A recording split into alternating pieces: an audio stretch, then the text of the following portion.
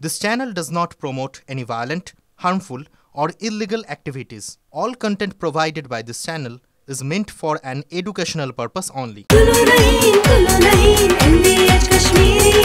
আরে কম দে কিন্তু খাঁটি দে MDH কাশ্মীরি লাল লঙ্কার গুঁড়ো। মা, আমি বলে যাচ্ছি যে কুরকুরাটি রাস্তার ধারে কুড়িয়ে পেয়েছিলাম, চুরি করিনি। লেখা, তার উপরে নাম, রোল নাম্বার, ক্লাস। এরপরে আর শুভ সন্ধ্যা বলতে বিশ্বাস করুন ভালো লাগছে না। কিন্তু এখানেই কিন্তু শেষ হয়ে যায়নি।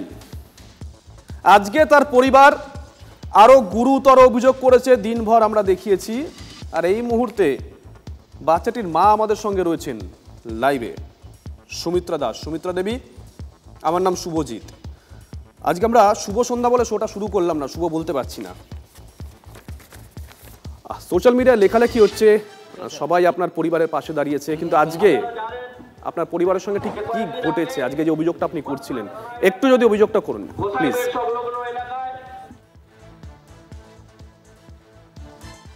একটু বোধহয় যান্ত্রিক গোলযোগ হচ্ছে, আমরা যোগাযোগ করার চেষ্টা করবো, তবে আমরা সেই ছবিটা দেখাচ্ছি। ছবিটা একবার দেখুন। বাচ্চাটি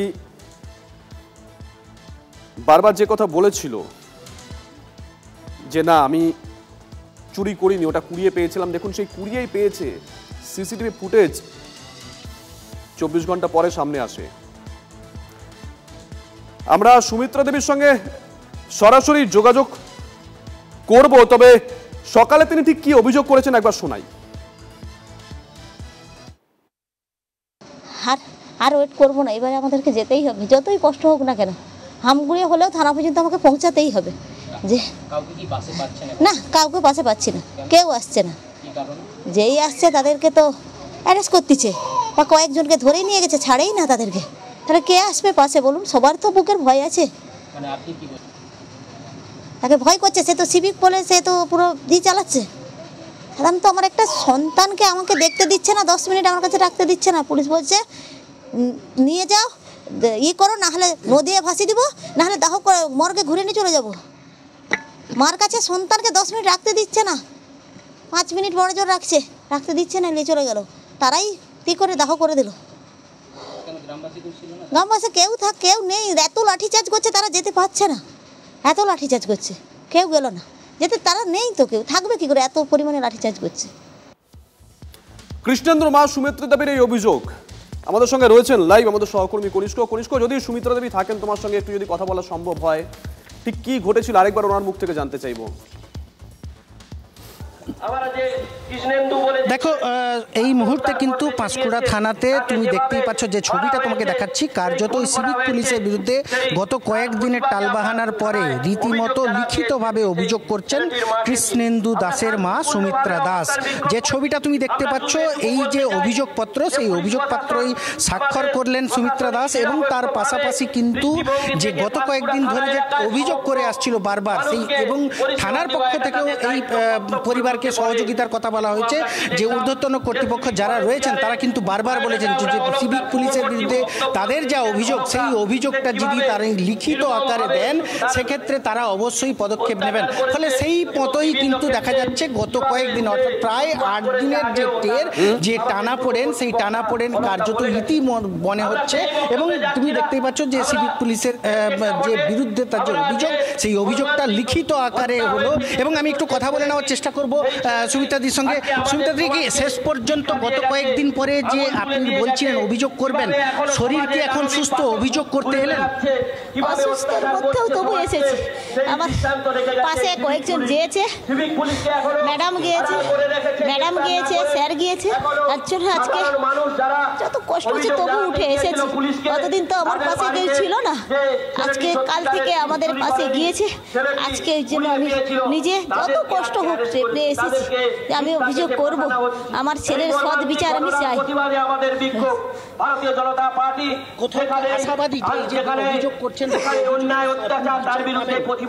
জানি না, সবার কাছে হাত জড়ো করে প্রার্থনা করছি যেন আমি সৎ বিচার পাই আমার সন্তানের জন্য, সৎ বিচার পাই। এর জন্য এসেছি। জানি না পুলিশ প্রশাসন কি করবে, আমি জানি না। তাদের কাছে অনুরোধ করে ভিক্ষে চাইবো, এবার সন্তানকে আমি ফিরে পেলাম না তো। কুড়কুড়ির জন্য আমার সন্তান চলে গেল, যেন আমি এই সৎ বিচারটা পাই, এর জন্য আমি স্যারের কাছে এসেছি। কি করবে আমি জানি না, কতটা কি করবে। এবারে প্রকৃত যদি তারা যদি সন্তানের বাবা হয়, পুলিশ অফিসাররা প্রকৃত যদি সন্তানের বাবা হয়, যে একটা মার বুককে সন্তান হারিয়ে গিয়েছে, আরে নিশ্চয় এর শাসন নিশ্চয় পাবে। প্রকৃত পুলিশ অফিসার কনিষ্ঠ সঙ্গে থাকো। মহানন্দজি আপনার কাছে যাই, পুলিশের তরফ থেকে অবশ্য একটা যুক্তি দেওয়া হয়েছে, কি যুক্তি দেওয়া হয়েছে কি দেওয়া হয়নি পুরোটা আমরা দেখিয়েছি সারাদিন ধরে, কিন্তু আজকে সুমিত্রা দেবী ছোট্ট কৃষ্ণেন্দুর মা যে কথাটা বললেন যে প্রকৃত পুলিশ অফিসার যদি থাকেন তাহলে আমি বিচার পাবো। একবার ভেবে দেখুন পুলিশের প্রতি কোথায় গিয়ে মানুষের আস্থা দাঁড়িয়েছে। যে অভিযুক্ত এখনো পর্যন্ত ধরা পড়লো না যখন আপনার সঙ্গে আলোচনা করছি, বরং পুলিশের বিরুদ্ধে অভিযোগ উঠছে যে সন্তান হারিয়েছে সেই পরিবারের ওপর মানসিক চাপ তৈরি করার। মহানন্দা দি, আসলে ঘটনাটা ঘটিয়েছে একজন সিভিক ভলেন্টিয়ার, এবং এই সিভিক ভলেন্টিয়ারদের বিরুদ্ধে এত অভিযোগ পরপর চলে আসছে, এবং ভয়ঙ্কর আর্যিকর ঘটনার ক্ষেত্রেও আমরা দেখতে পেয়েছি সিভিক ভলেন্টিয়ার যুক্ত, এবং তার আগেও বহু ক্ষেত্রে তারা এই কাণ্ডগুলো ঘটাচ্ছে, এবং খুব আনফর্চুনেট যে এরকম একটা ঘটনা অলরেডি ঘটে গেছে। বাচ্চা ছেলে সে বিনা দোষে তার মহানন্দা দি যান্ত্রিক গোলযোগ হচ্ছে, পিসিআর আপনার সঙ্গে যোগাযোগ করবে। আমাদের সঙ্গে রয়েছেন আলোচনায় বিজেপির তরফ থেকে অধ্যাপক দীপঙ্কর সরকার এবং রয়েছেন আইনজীবী তৌসিফ খান। তৌসিফ আমাদের সঙ্গে যোগ দেবেন। দীপঙ্কর বাবু আপনার কাছে যাই। দীপঙ্কর বাবু, এই সিভিক, আমি জানি না এখানে সিভিকের বিরুদ্ধে অভিযোগ বলেই পুলিশের তরফ থেকে এই রকম কোনো স্টেটমেন্ট বা এই রকম কোনো জোর খাটানোর অভিযোগ তো উঠছে কিনা।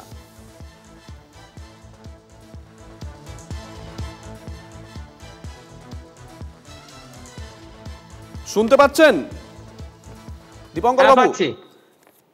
আমি জানি না, হ্যাঁ মানে সিভিকের বিরুদ্ধে অভিযোগ বলেই পুলিশের বিরুদ্ধে এই অভিযোগটা উঠছে কিনা, পুলিশ এক্ষেত্রে অতি সক্রিয় কিনা জানি না, আপনার কি মনে হয়?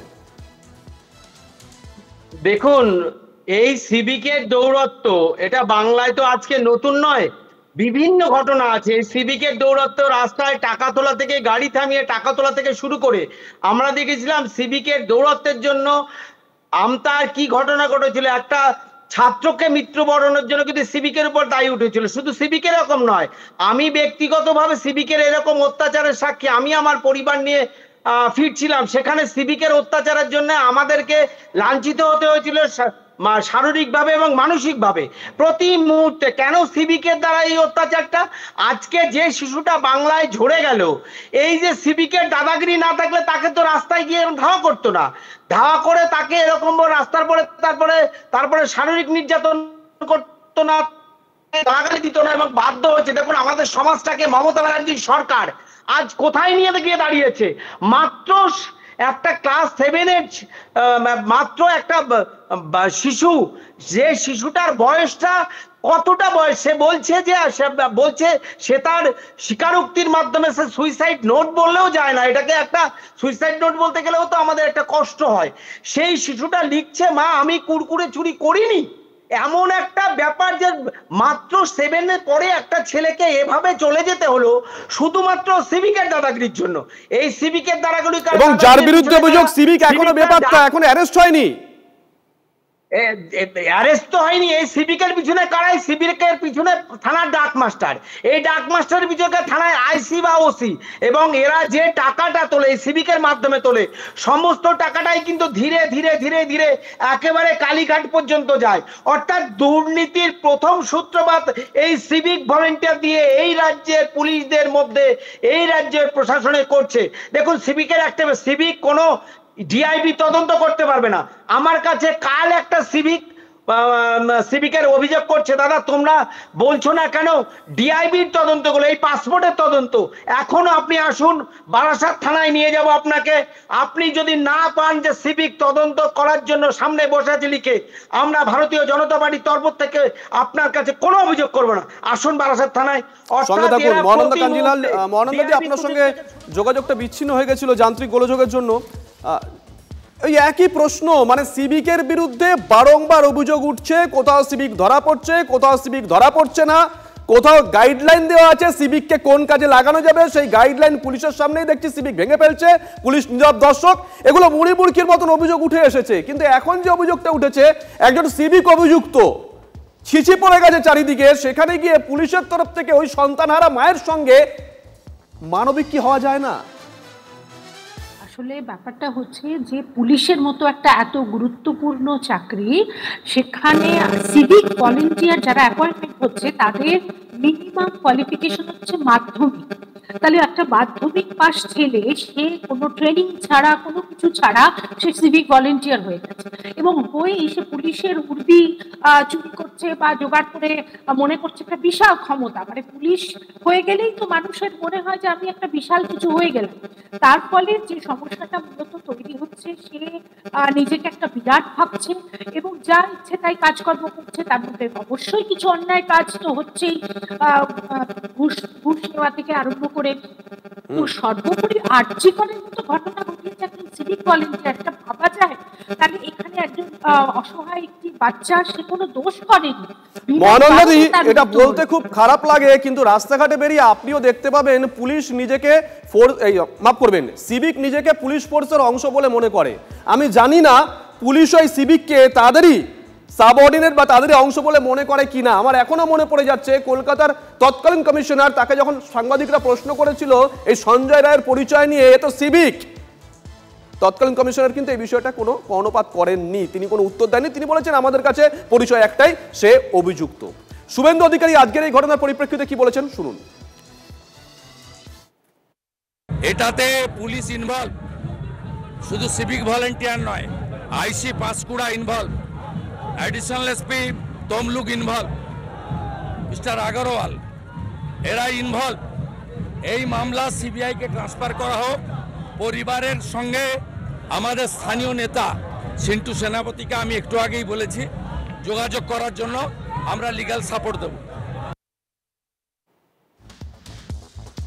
শুভেন্দু অধিকারী তিনি তার মতন করে দাবি করলেন, আগামী দিনে এটা নিয়ে নিশ্চয়ই রাজনৈতিক প্রতিক্রিয়া পাওয়া যাবে। কিন্তু আবারও বলছি, যে পরিবার সন্তান হারায় না, সেই পরিবার বোঝে। তিলোত্তমার বাবার সঙ্গে আমরা আজকে কথা বলেছিলাম, তিনি কি বলছেন শুনুন। এটা খুবই মর্মান্তিক ঘটনা। সিভিক ভলেন্টিয়ার যেভাবে শুরু করেছে পশ্চিমবঙ্গে, আমার মেয়ের ঘটনার সঙ্গে একজন সিভিক ভলেন্টিয়ার প্রত্যক্ষভাবে জড়িত। পরবর্তীকালে সিভিক ভলেন্টিয়ারদের কার্যকলাপ খুবই দুঃখজনক, এবং যে সমস্ত ভাবে চালানোর চেষ্টা হচ্ছে রাজ্যকে প্রশাসনিকভাবে, সেই ধিক্কার না জানিয়ে কোনো রাস্তায় উপায় নেই। এই মুহূর্তে আমাদের সঙ্গে আলোচনায় যোগ দিয়েছেন বিশ্লেষক ভাস্কর সিনহা রায়। ভাস্কর বাবুকে মোটামুটি ভাবে আমরা আলোচনায় তৃণমূল কংগ্রেসের এই গলা পাঠাতে দেখি। ভাস্কর বাবু, শুভজিৎ রয়েছি। ভাস্কর বাবু, বলতে খারাপ লাগে, কিন্তু এটা আপনিও সহমত হবেন, ক্যামেরার সামনে না হলেও রাস্তাঘাটে বেরিয়ে এই সিভিক ভলেন্টিয়াররা না, তারা নিজেদেরকে পুলিশ ফোর্সের একটা অংশ বলে মনে করে। আমি অন্তত এখানে দাঁড়িয়ে দায়িত্বের সঙ্গে অনেয়ারে বলছি, 10টা ছবি এই মুহূর্তে দেখাতে পারি যেখানে সিভিকের বিরুদ্ধে অভিযোগ উঠেছে। কিন্তু প্রশ্ন হচ্ছে, পুলিশও কি সিভিককে তাদেরই অংশ বলে মনে করে? নইলে হঠাৎ করে পুলিশের আজকে এই ধরনের আচরণ কেন, যে অভিযোগটা উঠে আসছে? প্রথমত কে কি মনে করে তাতে তো হয় না। সিভিকরা পুলিশ দপ্তরের অন্তর্গত নয়, এটা কোর্টও বলে দিয়েছে, এবং এটা সিভিক ভলেন্টিয়ার। ঠিক, আপনি বললেন বা কেউ বললে তাতে যায় আসে না। এক, সহমত আপনার সঙ্গে। দুই হচ্ছে সিভিক পুলিশের আচরণ নিয়ে যদি কোনো সমস্যা থাকে, অভিযোগ থাকে, সেটা দেশের আইন অনুযায়ী তার বিচার হবে। সুতরাং আদালতের তরফ থেকে পুলিশকে স্পষ্ট বলে দেওয়া হয়েছিল যে আপনারা একটা গাইডলাইন তৈরি করুন, সিভিক ভলেন্টিয়ার কি করতে পারবে কি করতে পারবে না। ওই গাইডলাইনের একেবারে প্রথমের দিকে লেখা ছিল আইন শৃঙ্খলায় পুলিশকে ব্যবহার করা মাফ করবেন, সিভিককে ব্যবহার করা যাবে না। কিন্তু এই গাইডলাইন বারংবার তারপর থেকে পুলিশের সামনেই সিভিক ভেঙেছে, পুলিশ নীরব দর্শক বা কোথাও কোথাও প্রশ্রয় দিয়েছে। না না, একটু বলি, ব্যাপার হলো যে আপনি আইন শৃঙ্খলা বিষয়ে, পুলিশের কাজ আইন শৃঙ্খলা বজায় রাখা, আইন শৃঙ্খলার কোনো অবনতি হলে সেটা দেখা, কিন্তু সিভিক একটা সহায়ক ভূমিকা পালন করে। সিভিক ভলেন্টিয়ার কথাটার মধ্যে কোনো রকম ভাবে নিজে আইনকে প্রণয়ন করা বা আইনের কোনো যেটা পুলিশের করার কথা সে কাজ করার তাদের অধিকার নেই। তারা সহায়ক ভূমিকা পালন করে। সেই সহায়ক ভূমিকাগুলো কি কি হতে পারে তাদের পরিষ্কার করে লেখা আছে। সেটা একটা দিক গেল, কিন্তু প্রশ্ন হচ্ছে, আমি বলি একটু বলি শুভজিৎ, আজকে যদি কোনো সিভিক ভলেন্টিয়ার আইন বহির্ভূত ভাবে কাজ করে, সুতরাং এটা মনে করা কোনো কারণ নেই যে সমস্ত সিভিক ভলেন্টিয়ারকে আপনি দোষারোপ করতে পারবেন না, এবং সেই সিভিক ভলেন্টিয়ার তার ব্যক্তিগত ভাবে যদি কেউ নিজেকে পুলিশ মনে করে বা কেউ যদি সাধারণ নাগরিকও যদি নিজেকে পুলিশের পোশাক পরে নিজেকে পুলিশ পরিচয় দিয়ে বা কিছু মস্তানি করে পুলিশের সঙ্গে তার সান্নিধ্যের কোনো সাধারণ মানুষ পুলিশের পোশাক পরেছে কিনা আমার এখনো পর্যন্ত জানা নেই। আপনি যখন বলছেন আমি খোঁজ নিয়ে দেখবো, কিন্তু সিভিক ভলেন্টিয়ার কনস্টেবলের পোশাক পরেছে দুদিন আগে। সিভিক ভলেন্টিয়ার কনস্টেবলের পোশাক পরেছে দুদিন আগে, মদ্যপ অবস্থায় তাকে পাওয়া যায়, অভিযোগ করা হয়েছিল ওই সিভিক নাকি কনস্টেবলের পোশাক পরে তোলা তুলছিল। না, শুধু এই যে কনস্টেবলের পোশাকটা পুলিশেরই পোশাক, সুতরাং সিভিক করতে পারে আসছি না, পারে না তো তাহলে আপনি এবং সাধারণ অনেক ক্ষেত্রে মানুষ সিবিআই পরিচয় দিয়ে, সিআইডি পরিচয় দিয়ে, পুলিশ পরিচয় দিয়ে, মিলিটারি পরিচয় দিয়ে আমরা অনেক ফ্রড লোককে দেখতে পাই। কিন্তু পাঁশকুড়ার ক্ষেত্রে তো কোনো পরিচয় নেই। পরিচয় তো পরিচয় নেই, পরিচয় সিভিক। আমি দেখুন সে সিভিক পুলিশ, তার একটা পরিচয় দেশের নাগরিক, তার জন্য দেশের নাগরিকদের জন্য যে আইন সেই আইন প্রযোজ্য। সিভিককে তাকে পুলিশ বলছেন, এটাই তো আমাদের ভুল হচ্ছে। সিভিক ভলেন্টিয়ারকে আপনি পুলিশ বলছেন, একজন স্বেচ্ছাসেবক, ভলেন্টিয়ারের বাংলা যদিও স্বেচ্ছাসেবক, স্বেচ্ছাসেবককে পুলিশ বলছেন। এবারে মানে এটা তো বলাটা তো বাঞ্ছনীয় নয়, তবে এটা ঠিক এই আলোচনা এখনো পর্যন্ত কেউ বলেছে বলে মানে সঞ্চালক হিসেবে আমি তো বলেইনি, আমি প্রশ্ন করলাম বা যারা রয়েছেন আলোচনায় তারাও বলেছেন বলে আমি অন্তত মনে করতে পারছি না। চালিয়ে দেখুন দীপঙ্কর বাবু কিছু একটা বলছেন। বলছি এই সিভিক ভলেন্টিয়ার যখন করেছিল তখন সিভিক পুলিশই নাম দিয়েছিল, ভাস্কর বাবু ভুল করে সিভিক পুলিশ শব্দটা ব্যবহার করেছে। আমরা একের পর এক ঘটনা দেখেছি এই বাংলার বুকে কিভাবে আইন শৃঙ্খলার অবনতি হয়েছে। আর এই আইন শৃঙ্খলা অবনতি হওয়ার জন্য তৃণমূল সরকার আসার পরে এই যাদের নিয়োগ, তাদের কোনো নিয়োগের জন্য নির্দিষ্ট কোনো ট্রেনিং নেই, নির্দিষ্ট কোনো পরীক্ষা নেই, নির্দিষ্ট কোনো সিস্টেম নেই। তৃণমূলের তৃণমূল কোনো ক্যাডার ভিত্তিক দল নয়।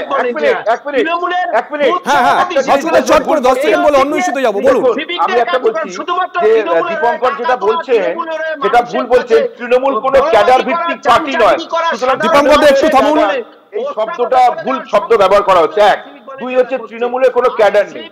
আর এখানে সিভিক ভলেন্টিয়াররা অনেক সহায়ক কাজে থাকেন, তাদের কোনো বিচ্যুতি যদি ঘটে থাকে, তাদের কর্মবিচ্যুতি ঘটে থাকে, সেটা দেশের আইন অনুযায়ী তাদের ব্যবস্থা নেওয়া হবে। বেশ, আজকের এই আলোচনায় আবারও উঠলো সেই প্রসঙ্গ, যে প্রসঙ্গ এর আগে সুপ্রিম কোর্ট তুলতে বাধ্য হয়েছিল, যে সিভিক নিয়োগের কি কি ক্রাইটেরিয়া মেনটেন করা হয়, মাপকাঠি কি কি আছে, সেটা নিয়ে তো এখনো আজকে আলোচনা হচ্ছে। কিন্তু বলুন তো, এ রাজ্যের ভোটার হতে গেলে কি কি মাপকাঠি দরকার? আপনাকে এ রাজ্যের ভোটার হতে গেলে কি মানে এ দেশে জন্মাতে হবে, নাকি আপনি অন্য কোনো দেশ থেকে এ দেশে এসে 10,000 টাকা দিলেই আপনি ভোটার হয়ে যেতে পারবেন? আজকে এমনই অভিযোগ উঠে এসেছে দক্ষিণ 24 পরগনা থেকে। একজন বলছেন তিনি 10,000 টাকা দিয়েছেন, কাকে দিয়েছেন তার মুখ থেকেই শুনবেন, তাই তিনি ভোটার হতে পেরেছেন। আরেকজন বলছেন আমরা কাগজপত্র দিয়েছি কিন্তু টাকা দেইনি, তাই ভোটার হতে পারিনি। বক্তব্যটা শুনুন, আলোচনার রসদ আছে। এইখানে দেরি হলো, এইখানে অনেকবার জমা দিয়েছি, হয়নি। এই করতে করতে কত কিছু করতে করতে তারপরে কিছু পয়সা করে দিয়ে করতে হয়েছে। টাকা পয়সা দিয়েছিল? অল্প কিছু দিয়েছি। কত টাকা দিয়েছিল? ও 10,000 টাকা মতো দিয়েছিল। কাকে দিলেন টাকাটা? টাকাটা ওই পার্টির লোকে দিয়েছিল। কোন পার্টির লোক? এই তো তৃণমূল লোকে দিয়েছিল। টাকা দিন, এ রাজ্যের ভোটার হয়ে যান, তৃণমূল নাকি এটাই করে। এই অভিযোগটা এতদিন বিরোধীরা করে আসতো। আজকে আমজনতা করলেন দুজন, যদিও তারা বাংলাদেশি। একজন সুজন সরকার, তিনি বললেন যে তিনি টাকা দিয়ে তৃণমূলকে 10,000 টাকা দিয়ে এ রাজ্যের ভোটার হয়েছেন, এদেশের ভোটার হয়েছেন। তার থেকেও বড় কথা, বিরোধীরা যে অভিযোগটা এতদিন ধরে করে এসেছে, আজকে শাসক নেতার গলাতেও সেই একই অভিযোগ। শুনুন। অবৈধ ভোট যারা যেসব সরকারি কর্মচারী এটা করেছে, এটা তাদের কাজ, তাদের অন্যান্য অফিসার আধিকারিকদের কাজ খুঁজে বার করে তারা তাদের কাজটা করবে। এটা আমাদের কাজ নয়। অর্থাৎ দুষ্টু চক্র মোটা অঙ্কের টাকার বিনিময়ে প্রতিটি পরিবারকে উদ্বুদ্ধ করে এবং এর সঙ্গে সরকারি আধিকারিকরা সম্পূর্ণ জড়িয়ে আছে, তাদেরকে ব্যবস্থা নিই। দীপঙ্কর বাবু, আপনারা যে অভিযোগটা করতেন এতদিন, তৃণমূল কংগ্রেসের কাকদ্বীপের বিধায়ক মন্টুরাম পাখিরা সেই একই অভিযোগ আপনাদের কাছটাই তো বোধহয় সহজ করে দিচ্ছে। মানে আলাদা করে আপনাদেরকে অভিযোগ করতে হবে না, বিধায়ক সাহেবই অভিযোগ করে দিচ্ছেন। দেখুন, এই যে ভোটার লিস্টে যে তৃণমূল কংগ্রেস কারচুপি করে নাম তোলার জন্য তাদের যে বিষয়গুলো তারা যে থাকেন বিভিন্ন সময় যে তৃণমূল সেটা করেন, সেটা তার প্রমাণিত তৃণমূলের আজকে বিধায়ক বলছেন, মন্টুরাম পাখিরা বলছেন, যেমন সেরকম তৃণমূলের নেত্রীর কথা আপনার মনে থাকবে, রত্না বিশ্বাস, এই বারাসাতের তৃণমূলের সভানেত্রী, তিনি বলেছিলেন যে ভালো করে লিঙ্কেজের কাজটা, ভোটার লিস্টে লিঙ্কেজের কাজটা করতে পারে তৃণমূলের আরেক আধিকারিক। না, আপনি আপনি আপনি রত্না বিশ্বাসের কথা বলছিলেন তো, রত্না বিশ্বাসের বক্তব্যটা একবার শোনাই। 23/11/2023 একটি জনসভা থেকে রত্না বিশ্বাস বলছেন যে জাকিরদা হেল্প করতে পারে, একবার শুনুন। অভিজিৎদা যেটা বললেন আমরা সবাই জানি ভোটার লিস্টের কাজ চলছে, এখানে অনেক জাকিরদা নির্বাচনী এলাকায় অনেক বাংলাদেশি লোক এখানে বসবাস করেন। জাকিরদা লিঙ্কটা ভালো করতে পারে, অভিজিৎদা বলবেন, আমিও বলছি। যদি লিঙ্কের কোনো সমস্যা হয়, বাংলাদেশ থেকে যারা এসছে ভোটার লিস্টে নাম তোলা সমস্যা, জাকিরদা এই কাজটা ভালো করে দেবে। আপনারা সবাই যোগাযোগ করবেন এই অফিসে এসে।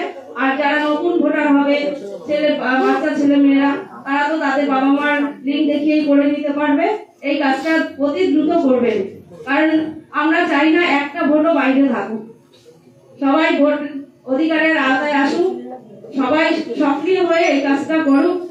ভাস্করদার কাছে একটু যাই। ভাস্করদা, মন্টুরাম পাখিরা বলছেন প্রশাসনিক আধিকারিকরা যুক্ত আছে, সত্যি কি প্রশাসনিক আধিকারিকরা নাকি এই জাকিরদারা? আমি একটু বলতে দেবেন আমাকে নিরবিচ্ছিন্ন? অবশ্যই। দেখুন, ভোটার লিস্টে নাম তোলার জন্য আপনি যদি রেশন অফিসে চলে যান বা ভোটার লিস্টে নাম তোলার জন্য আপনি যদি ব্যাংকে চলে যান, সেটা আপনার সমস্যা। আপনি ভোটার লিস্টে নাম তোলার জন্য আমাদের নির্বাচন কমিশনের কাছে সেখানে নির্দিষ্ট ফর্মে করতে হয় অ্যাপ্লিকেশন। এবারে কে কাকে 10,000 দিয়েছে কি 10 লাখ টাকা দিয়েছে নাম তুলতে গেছে, সে নিজে জানে যে তার নাম তোলাটা সম্ভব নয়। এবারে কে দালালের মাধ্যমে কাকে টাকা দিয়েছে তার দায় কি কোনো রাজনৈতিক দল নিতে পারে? এটা গেল এক। দুই হয়েছে, ইনি কিন্তু দালাল শব্দটা ব্যবহার করেননি, বলেছেন তৃণমূলকে টাকা দিয়েছেন। আমি একটু বলতে দিন, কারণ তৃণমূলকে টাকা দেয়, তৃণমূলকে টাকা মানেটা কি? পশ্চিমবঙ্গে 7 কোটি লোক তৃণমূলের সঙ্গে যুক্ত, তাহলে কি তাদেরকে সবাই দায় কি দলের? আপনি একটা আপনার ব্যক্তিগত কে কাকে টাকা দিয়েছে, তৃণমূল কি তাকে টাকা দিতে বলেছে? দীপঙ্কর দা একটু সঙ্গে থাকুন, দীপঙ্কর দা আলোচনা হচ্ছে, আপনার কাছে আসবে। হ্যাঁ বলুন ভাস্কর দা। দ্বিতীয় কথা হচ্ছে, ফর্ম ফিল আপ করার ক্ষেত্রে ফর্ম নাম্বার 6 যেটা ভোটার লিস্টে নাম তোলার জন্য অনেক সময় অনেকে এই ফর্মটা ফিল আপ করতে পারেন না, সেটা সহায়তা করার ক্ষেত্রে অনেক সময় পার্টি কর্মীরা তাদের সাহায্য করে। কিন্তু একজন বাংলাদেশি তিনি নিজে জানেন যে তার ভোটার লিস্টে নাম উঠতে পারে না, সে কোথায় কাকে টাকা দিয়ে যে কি করেছে তার দায় কেন তৃণমূল কংগ্রেস নেবে? এই কথাটা আমি এখানে। বেশ, দীপঙ্কর দা আপনার কাছে যাই। ভাস্কর দা দুটো অফিসের কথা বললেন, একটা বললেন রেশন দোকানে গিয়ে যদি আপনি ভোটার তালিকায় নাম লেখাতে চান, কিংবা ব্যাংকে গিয়ে যদি নাম লেখাতে চান, কিংবা কোনো দালালকে যদি টাকাটা দেন। আমি জানি না সুকৌশলে কোনো রাজনৈতিক দলের কার্যালয়ের কথাটা উনি এড়িয়ে গেলেন কিনা, যদিও এখানে দালাল প্রসঙ্গটা উনি তুললেন, যিনি টাকা দিয়েছেন তিনি বলছেন তৃণমূলকে টাকা দিয়েছে। হ্যাঁ বলুন। তৃণমূলের নেতা, তৃণমূলের মহিলা প্রধান হয়েছিলেন মালদাতে, 10 বছর আসেনি, এখানে ভোটার লিস্টে নাম তুলেছে। তৃণমূলের তার নিজের আত্মীয়, তৃণমূলের পঞ্চায়েত সমিতির সভানেত্রীকে, শাশুড়িকে মা বানিয়ে তুলেছেন, নাম তুলেছেন, এবং সে প্রধান হয়েছে। তৃণমূল থেকে সাসপেন্ড করেছে বিজেপি প্রশাসন, কেউ না, তৃণমূল থেকে সাসপেন্ড করেছে। অর্থাৎ তৃণমূল যে টাকা দিলে নাম তোলা যায়। ভাস্কর বাবু, আমি জানি না, ভাস্কর বাবুর মনে হয় এরকম কাজের সাথে যুক্ত নাও থাকতে পারেন, না থাকাটাই স্বাভাবিক আমি মনে করি ওনার মতন একজন লোকের। কিন্তু উনি যে আজকে মিথ্যা কথা বলছেন, ওনার নিজের কথাই প্রমাণিত। মন্টুরাম পাখিয়া তার দলের বিধায়ক, সে জানে না মন্টুরাম পাখিরাকে তিনি অস্বীকার করেন। অর্থাৎ কমিশনটা কি করতে আছে?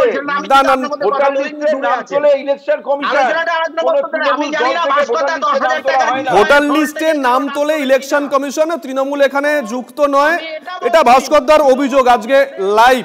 ঠিক একই রকম প্রসঙ্গটা সেদিনকে উঠেছিল, তৃণমূলের প্রার্থী তালিকায় কাকে কে দাঁড় করাবে না দাঁড় করাবে সেটা আমার মনে হয় কোনো প্রশাসনিক আধিকারিক বা নির্বাচন কমিশনের কেউ করে দেন না, সেটা দলের তরফ থেকেই ঠিক হয়, দলের তরফ থেকেই ঠিক করা হয়েছিল।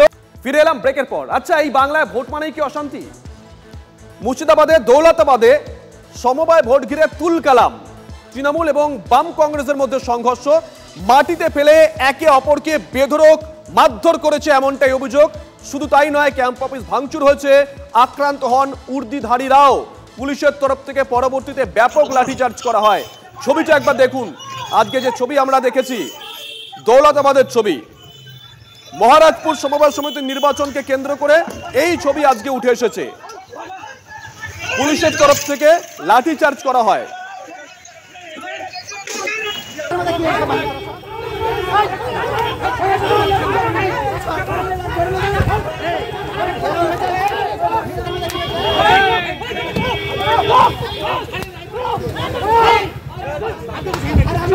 আমরা যাবো আলোচনা। এই মুহূর্তে আমার সঙ্গে আলোচনায় রয়েছেন যারা যারা ছিলেন, দুজন তো রয়েছেন বিজেপির তরফ থেকে অধ্যাপক দীপঙ্কর সরকার এবং রয়েছেন বিশ্লেষক ভাস্কর সিনহা রায়। দুজনকে স্বাগত। আমাদের সঙ্গে আলোচনায় যোগ দিয়েছেন বামেদের তরফ থেকে শুভম বন্দ্যোপাধ্যায়। শুভম, আপনাকেও স্বাগত। ভাস্করদা, আপনার কাছে যাই, এটা কি 26-এর ট্রেলার? সমবায় নির্বাচন নিয়ে গ্রাম্য বিবাদকে আপনি কি বলতে চাইছেন? সমবায় নির্বাচন কি কোনো রাজনৈতিক দলের? সমবায় নির্বাচন গ্রামের মানুষদের, তারা ভোট করছে, কিছু উত্তেজনার সৃষ্টি হয়েছে। রাজনৈতিক দলের নির্বাচন না হলে অশান্তি হতে পারে, প্রশাসনের কোনো দায়িত্ব নেই। নির্বাচনে সামান্য একটু উত্তেজনার সৃষ্টি হয়েছে। শুনুন, 26-এর নির্বাচনে কি হবে না হবে সেটা তো মানুষ জানে, সুতরাং এটা নিয়ে ব্যস্ত হওয়ার কিছু নেই, ট্রেলার কিছু নেই। মানুষ জানে 5 বছরে কাজের উপরে ভিত্তি করে আগামী দিনে কর্মসূচি, সেটা একটা আলাদা বিষয়। আমার সরাসরি প্রশ্ন হচ্ছে, মানে 26-এ আমরা এরকম অশান্তি দেখবো তাই তো ভোটের সময়? আর কেন অশান্তি দেখবেন? অশান্তি বিরোধীরা করে, যারা হারে তারা অশান্তি করে, যাদের জেতা নিশ্চিত থাকে তারা অশান্তি করবে কেন? আপনি নির্বাচনে আজকে আপনি বললেন যারা হারে অশান্তি করে, আজকে কিন্তু ওখানে তৃণমূল কংগ্রেসের সমর্থিত যারা ছিলেন তারা হেরেছেন। ঘুরে কি এটা তো একটা গ্রাম্য নির্বাচন, একটা গ্রামের একটা সমবায় নির্বাচনের সঙ্গে আপনি রাজনৈতিক দলের বিধানসভা নির্বাচনের তুলনা করাটা মনে হয় একটা অপ্রাসঙ্গিক নয় কি? এটা একটা উত্তেজনার সৃষ্টি হয়েছে, সুতরাং এখানে পুলিশ নিয়ন্ত্রণ করেছে। প্রশ্ন হচ্ছে 26-এর নির্বাচন হবে কিসের উপর ভিত্তি করে? সেটা অবশ্যই 26-এ আলোচনা করা যাবে, বা 26 আস্তে আস্তে আলোচনা করা যাবে, কিন্তু আজকের এই ছবিটা নিয়ে আমরা একটা আলোচনা করি। মানে বাংলায় ভোট মানেই কি অশান্তি? দীপঙ্কর বাবু, আপনার কাছে একটু যাই, যে সমবায়টা নিয়ে আজকে আলোচনা হচ্ছে, এই সমবায়টা হচ্ছে মহারাজপুর সমবায় সমিতি। এদের মেয়াদ শেষ হয়ে গেছিল, 2 বছর ধরে কোনো ভোট হয়নি। অ্যাডমিনিস্ট্রেটর ওখানে কাজ চালিয়েছে এবং অভিযোগ করা হচ্ছিল যে ইচ্ছে করেই নাকি অ্যাডমিনিস্ট্রেশন এখানে ভোট করতে দেয়নি, ভোট করলে হেরে যাবে। তার আগে অবশ্য এটা ছিল বাম কংগ্রেসের দখলেই, এবং আজকেও দিনের শেষে বাম কংগ্রেস দখল করেছে। তাহলে তো এখানেই প্রশ্ন উঠছে, তাহলে কি কোথাও গিয়ে ইচ্ছে করে প্রশাসনকে ব্যবহার করে নির্বাচনটাকে ঠেকিয়ে রাখা হয়েছিল? দীপঙ্কর বাবু, দেখুন, এই প্রশাসনকে ব্যবহার করে নির্বাচনকে ঠেকিয়ে রাখা হয়েছে। আমি বলছি তো, তৃণমূলের যদি সাহস থাকে, এই পশ্চিমবাংলায় যতগুলো কলেজ আছে, যতগুলো বিশ্ববিদ্যালয় আছে, মমতা ব্যানার্জি এবং তৃণমূল পার্টিকে চ্যালেঞ্জ করে বলছি, আগামী 1 মাসের মধ্যে ডিক্লেয়ার করুন কলেজে বিশ্ববিদ্যালয়ে ছাত্র সংসদ নির্বাচন হবে।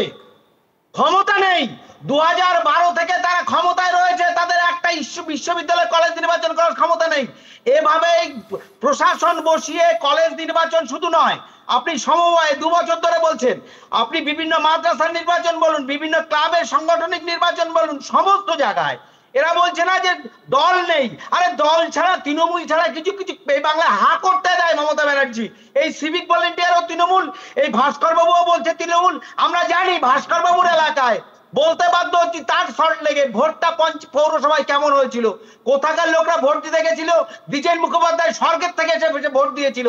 অর্থাৎ ভোটের টিলার বলুক না, লজ্জা করে না এদের বলতে।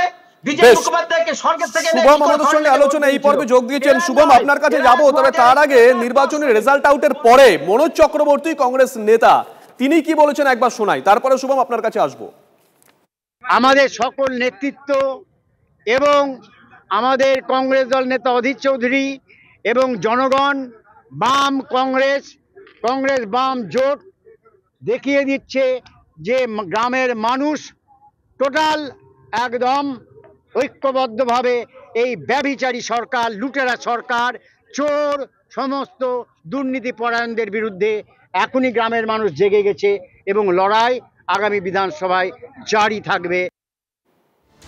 শুভম, একটা সমবায় লড়াই করা আর গোটা রাজ্যের লড়াই করাটাই এক, সেই স্ট্রেংথ আছে না? দেখুন, এটা সত্যি কথা। সেটা হচ্ছে বিধানসভা লোকসভা নির্বাচনের সাথে সমবায় নির্বাচন বা স্কুল পরিচালন সমিতির নির্বাচন বা কলেজ ইউনিয়ন নির্বাচন, এগুলোকে এক করে দেখা যায় না।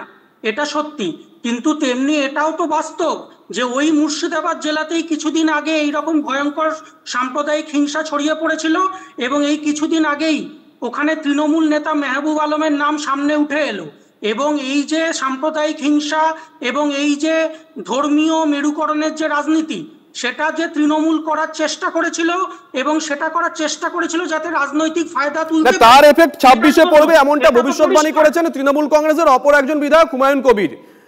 আপনি কি বলছেন, মানে তার এফেক্ট এই সামান্য সমবায় নির্বাচনেও পড়েছে? আমি বলছি সেটা হচ্ছে এই যে জেলাতে এত বড় সাম্প্রদায়িক হিংসা হলো কিছুদিন আগে, যে জেলাতে সব থেকে বেশি মেরুকরণ, ধর্মীয় মেরুকরণ হবার কথা ছিল এবং তৃণমূল আশা করেছিল যে তার ফল তৃণমূলের পক্ষে যাবে, কিন্তু এই সমবায় নির্বাচন কিন্তু চোখে আঙুল দিয়ে দেখিয়ে দিল যে সেটা ঘটেনি। মুর্শিদাবাদের মানুষ কিন্তু এই সাম্প্রদায়িক হিংসার রাজনীতি, সাম্প্রদায়িক মেরুকরণের রাজনীতিকে প্রত্যাখ্যান করেছে। বেশ, এবার মূল প্রশ্নে আসি শুভম। যে প্রশ্ন করেছিলাম, একটা সমবায় নির্বাচন, সেখানে আপনারা জোটবদ্ধ হয়ে লড়ছেন, মনোজবাবু বললেন দৃঢ় প্রত্যয়ী যে আগামী দিনে লড়াইটা হবে। আমার প্রশ্ন হচ্ছে, একটা সমবায় লড়াই করা আর গোটা রাজ্যের এতগুলো বিধানসভা কেন্দ্রে লড়াই করা, সেই স্ট্রেংথ কি আছে, সেই শক্তি কি বাম কংগ্রেস জোটের আছে এই মুহূর্তে? মৌলিক প্রশ্ন এটা। বিষয় হচ্ছে সাংগঠনিক শক্তির কথা যদি বলেন, সাংগঠনিক শক্তি যে বামেদের এখনো গোটা রাজ্যে সমস্ত জেলায় আছে, এটা বামেদের যদি রাজ্যগত সমাবেশ দেখেন বা জেলাওয়ারি যে সমাবেশ সেগুলো দেখেন, এটা প্রমাণ করে যে সাংগঠনিক দিক দিয়ে বামেরা এখনো শক্তিশালী, বড় জমায়েত করার ক্ষমতা এখনো বামেদের রয়েছে এবং কিছু কিছু জেলায়, মুর্শিদাবাদ সহ কিছু কিছু জেলায় সাংগঠনিক শক্তি কংগ্রেসেরও রয়েছে, এটা বাস্তব। কিন্তু যেটা ঘটেছে সেটা হচ্ছে ভোট, যে নিজস্ব যে ভোট ব্যাংক, সেই ভোট ব্যাংক কিছুটা বামেদের নষ্ট হয়েছে, কিছুটা কংগ্রেসদের নষ্ট হয়েছে। সুতরাং সাংগঠনিক শক্তি এখনো রয়েছে প্রত্যেকটা। যেভাবে আজকের এই সমবায় নির্বাচনে বাম কংগ্রেস কর্মীরা একদম মাটি আঁকড়ে সকাল থেকে পড়েছিল, যেভাবে প্রত্যেকটা আঘাতকে পাল্টা আঘাতের মাধ্যমে ফিরিয়ে দিয়েছে, সেইভাবে বিধানসভাতেও পাল্টা আঘাত দেবার সাংগঠনিক শক্তি, সেটা কিন্তু কিছু একটা বলবেন। দেখুন, এই যে মনোজ চক্রবর্তী বলেন, তিনি নিজেও পরাজিত হয়েছিলেন, তার নেতা অধীর চৌধুরী তিনিও পরাজিত হয়েছিলেন। আর এটা ঠিক, শুভম বাবু বলছেন সাংগঠনিকভাবে সিপিএম এর যেটুকু সংগঠন আছে, কিন্তু সেই লোকের সংগঠনগুলো কিন্তু ভোটার তাদের নেই। আমি আপনাদের স্মরণ করি, পরাজিত তারা তো ভোটার তো সব বিজেপি। না, দেখুন, ভোট রাজনীতির ক্ষেত্রে পরাজিত হওয়া মানেই ওই একটা দিনের ওয়ানডে ম্যাচ মানেই যে তার একটা সংগঠন নেই, এগুলো তো বলা যায় না। বহু জায়গায় তৃণমূল কংগ্রেস 2001 সালে দারুণ সংগঠন ছিল, পরাজিত হয়েছিল। আমি বলছি আজকে আপনাকে একটা ছোট্ট জিনিস মনে করিয়ে দিই। মীনাক্ষী মুখোপাধ্যায় প্রতিদ্বন্দ্বিতা করেছিলেন নন্দীগ্রামে, তিনি ভোট পেয়েছিলেন 5000 কিছু বেশি, সেখানে 25,000 লোককে নিয়ে মিছিল করেছিলেন সিপিএম। তাহলে সিপিএম এর সাংগঠনিক দক্ষতা আর সেই দক্ষতার ভোটারগুলো বিজেপিতে গিয়ে ভোট দিচ্ছে, তাহলে এই সংগঠনটা কি বিজেপির জন্য তারা তৈরি করছেন? কারণ বিজেপির ভোট বাড়ছে আর সিপিএম এর সংগঠন বাড়ছে, এরকম একটা হযবরল পরিস্থিতি কি দেখতে পাচ্ছে মানুষ পশ্চিমবঙ্গে। সুতরাং এখানে এই সাংগঠনিক দক্ষতা যাই বলুন, ভোটার কিন্তু এরা সব বিজেপির। এটা কেন হচ্ছে, এটা বাম বিজেপির উপর ছেড়ে দিন, ওনারা না হয় এটা নিয়ে তর্ক করবেন। কিন্তু আমার প্রশ্ন হচ্ছে, একটা নির্বাচনে, একটা সমবায় নির্বাচনে এ রাজ্যে রক্ত ঝরছে, একটা সমবায় নির্বাচনে এ রাজ্যে সেন্ট্রাল ফোর্সকে আসতে হচ্ছে, রাজ্য প্রশাসনের উপর আদালত তো আস্থা রাখতে পারেনি বিভিন্ন সময় এই সমবায় নির্বাচনকে কেন্দ্র করে। বিরোধীরাও এখানে বিরোধীরা যে জিতছে না তা নয়, এটা বিরোধীদেরই ছিল, এই সমবায়টা আবার বিরোধীরাই পেয়েছে। সুতরাং বলপ্রয়োগের প্রশ্ন যদি থাকতো তাহলে তো বিরোধীরা জিততে পারতো। আর ইমেজের প্রশ্ন, প্রশাসনের ইমেজের প্রশ্ন, বিরোধীদের উপরও নির্ভর করে প্রশাসনিক এবং এখানকার পরিস্থিতি এবং সামগ্রিক চেহারাটা। আজকে আপনি বলুন যে এই যে বললেন যে প্রশাসনের কাছে যারা আজকে এখানে বিশৃঙ্খলা সৃষ্টি করেছেন, তারা কি কেউ বাম বা কংগ্রেসের লোক ছিলেন কি ছিলেন না? এখানে প্রতিটা ক্ষেত্রে দেখা যাচ্ছে যারা বিরোধী তারা হিংসার আশ্রয় নিচ্ছেন। দেখুন, হিংসার আশ্রয় নিয়ে তারা ভোটে জিততে পারেন কি পারেন না সেটা থেকে বড় কথা না, এটা শাসকের কণ্ঠস্বর। যখন বামেরা ছিল তখন বামেরাও বলতো এখানে বিরোধীরা হিংসার আশ্রয় নিচ্ছে, এখন আপনারা, মানে আপনি যে দলকে সমর্থন করেন তারা শাসন ক্ষমতায় আছে, তারা বলছে বিরোধীরা। দীপঙ্কর বাবু হাত তুলে আছেন অনেকক্ষণ ধরে। দীপঙ্কর বাবু, বিরোধীরা যাই চক্রান্ত করুক, রাজ্যের তো একটা পুলিশ প্রশাসন আছে। আমি ধরে নিলাম আজকে শুভমরা বা মনোজ বাবুরা ওইখানে গেছিলেন অশান্তি করতে, কিন্তু রাজ্য প্রশাসন কোথায়? সেই অশান্তিটাকে থামাতে কি পারলো? সমবায় নির্বাচন, সেখানেও রক্ত ঝরছে। তো দরকার কি আছে? এমনি দাঁড় করিয়ে ভাই ভোট করে দাও, মারপিট করে, যা হবে হবে। দীপঙ্কর বাবু, আমি শুভজিৎ বাবু আপনার কাছে একটা বিষয় আমি তুলে ধরতে চাই। দেখুন, ভয়ানক দৃশ্য। আজকে যারা কিনা ওখানে পুলিশের র্যাবের পোশাক পরেছিলেন, সেই র্যাবের কাছ থেকে লাঠি কেড়ে নিচ্ছেন, নিয়ে সেই ল্যাবকে লাঠিপেটা করছেন। এই দৃশ্য কিন্তু মুর্শিদাবাদের, এই দৃশ্য ভয়ানক দৃশ্য। এই দৃশ্যের কথা কিন্তু আমরা বলে চলেছি। তৃণমূল এবং সিপিএম এরা কোন রকম ভাবে রাজনৈতিক দলের জায়গায় নেই, এরা কিন্তু একটা বিশেষ জায়গায় বিশেষ বাহিনীর কাছে কিন্তু দাঁড়িয়ে আছে, শান্তভাবে দাঁড়িয়ে যাচ্ছে, এভাবে লাঠি কেড়ে নিয়ে মারছে। এটা কিন্তু ভয়ানক দৃশ্য।